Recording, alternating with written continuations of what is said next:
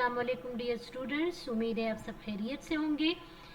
इस वीडियो में हम एक्सरसाइज नंबर 1.2 के क्वेश्चंस को सॉल्व करेंगे, जिसके लिए जो मेन कंसेप्ट है वो आपके पास है ट्रांसपोज ऑफ मैट्रिक्स।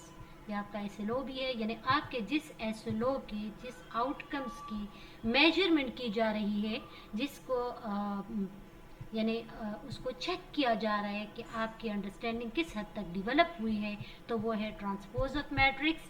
और ट्रांसपोज ऑफ मैट्रिक्स के बेस पे फिर आपके पास दो टाइप ऑफ मैट्रिक्स है, सिमेट्रिक एंड स्क्यू सिमेट्रिक। तो इन तीनों चीज़ों की आपकी यहाँ पे चेकिंग होगी इस एक्सरसाइज में। ट्रांसपोज ऑफ मैट्रिक्स से क्या मुराद है?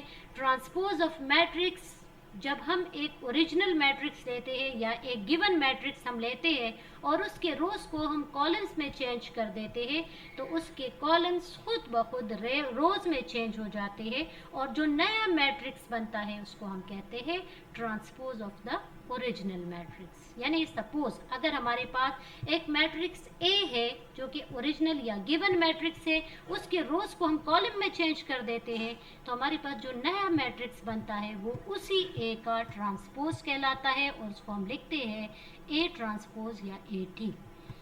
इसी तरह इस ट्रांसपोज की बेस पे हमारे पास मैट्रिक्स की दो टाइप्स आ जाती है, symmetric matrix and skew symmetric.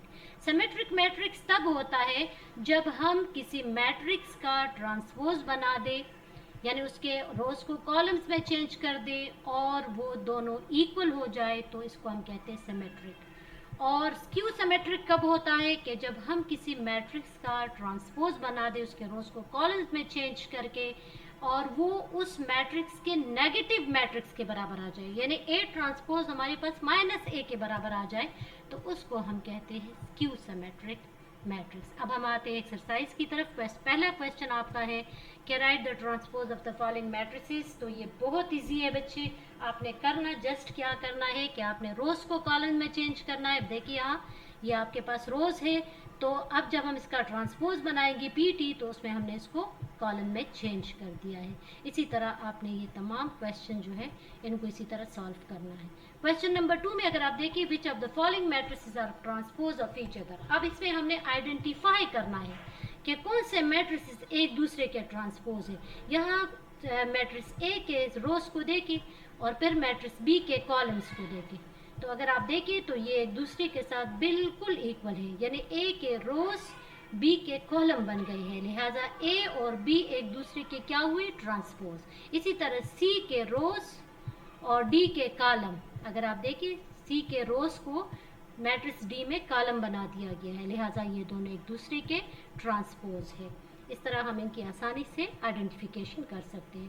Question number 3 में है कि which of the following matrices are symmetric. तो इसमें बच्चे आपने सिर्फ ये देखना है कि पहले हमने रोज को कॉलम में चेंज करना है, रोज को हमने कॉलम में चेंज कर दिया, फिर हमने ए मैट्रिक्स और ए टी यानी ए ट्रांसपोज को दोनों को कंपेयर करना है कि आया ये दोनों इक्वल है या नहीं है। अगर हम इधर देखें तो हमारा ए ट्रांसपोज मैट्रिक्स ए के इक्वल नहीं आ रहा, कुछ एंट्रीज चेंज है दोनों में, लिहाजा ये हमारे पास सिमेट्रिक मैट्रिक्स नहीं है। इसी तरह अगर हम क्वेश्चन नंबर 2 ले ले तो मैट्रिक्स हमारे पास है, मैट्रिक्स में हमारे पास जो एंट्रीज है ये देखिए, इसके रोज को हमने इसके ट्रांसपोज में कॉलम में चेंज कर दिया है। अब हम इनकी एंट्रीज को देखेंगे तो हमारा बी ट्रांसपोज बिल्कुल मैट्रिक्स बी के बिल्कुल सेम टू सेम आ रहा है, अगर आप देख लिए तो आपको नजर आ रहा है, लिहाजा ये हमारे पास क्या हो गया? सिमेट्रिक मैट्रिक्स है। इसी तरह अगले क्वेश्चन में अगर हम जाए, ये क्वेश्चन इसी तरह हल कर ले। क्वेश्चन नंबर 4 में अब आपने ये चेक करना है कि कौन से मैट्रिसेस एक दूसरे के स्क्यू सिमेट्रिक है। तो यहाँ पर अगर आप देखिए मैट्रिक्स ए के रोज को अगर हम कॉलम में चेंज कर दे और इसका ट्रांसपोज बना दे, तो ये हमारे पास ए ट्रांसपोज जो है वो माइनस ए के बराबर आ रहा है, लिहाजा ये हमारे पास स्क्यू सिमेट्रिक है। इसी तरह आप बाकी तमाम सवालात इसके हल कर सकती हैं। चलिए जी, इंशाल्लाह नेक्स्ट वीडियो में फिर आपसे मुलाकात होगी। और अगर इस बारे में आपको कोई मिसकंसेप्शन है, कुछ भी आपको कंफ्यूजन है, तो आप कमेंट के ज़रिए जो है हमें बता सकते हैं। अल्लाह हाफिज़।